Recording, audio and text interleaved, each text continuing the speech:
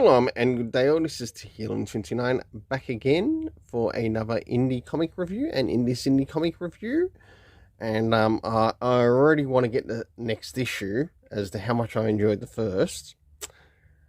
It's one by Tony Fleeks with David Wachter as the artist, and it is called Uncanny Valley. And I must admit, this, for a bit of a random choice of something that you see in the comic solicitations, this was one of them.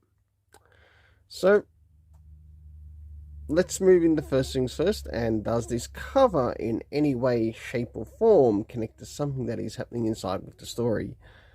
Big fat yes. As in a big fat yes. And you'll learn that there's some things here that you aren't going to quite understand. To which I give the cover a 7.5 out of 10. Now it's time to move into the area of the internal story and the art, and also what's also happening story-wise with the characters. So let's get started as we have a look around the beginning, the middle, and of course the end.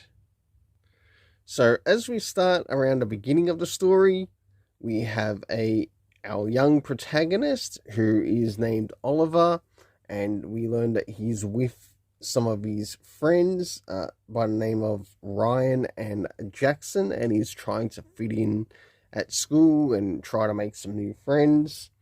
And of course, one of the things that they try to do is jump off a bridge. And that's right, literally, jump off a bridge.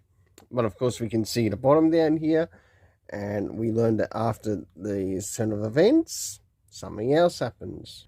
So with the turn of events, we learned that Oliver, seeing it's practically around his first week, new kid in school, and he's been put on a week suspension, even though in technicality he should have been expelled. But because he's a new kid, it's a week suspension. And as things are starting to occur around the home, we notice a flock of crows, or a murder of crows. And we have Oliver and his mother. Right, and just before I bring it in, we meet an interesting person. We learn that this interesting person is, guess who? Oliver's grandpa. And I am just thinking, Yosemite Sam, here we come. And last but not least, towards the end, as Oliver has to escape with his grandpa, and his mother is nowhere to be seen because the crows have gotten to her. And of course, now it's time for Oliver to get to know some members of his family. So for the internal art, I give it a 7.5 out of 10.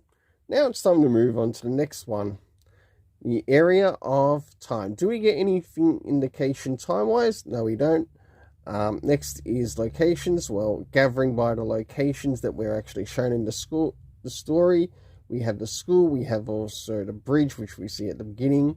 And of course, Oliver's home life with his mum. The key cast of characters being Oliver, Miss Pete, and we do learn her name when her name is called Peggy, so Peggy Pete. We also meet Ryan and Jackson, who are seen at the beginning of the story with Oliver.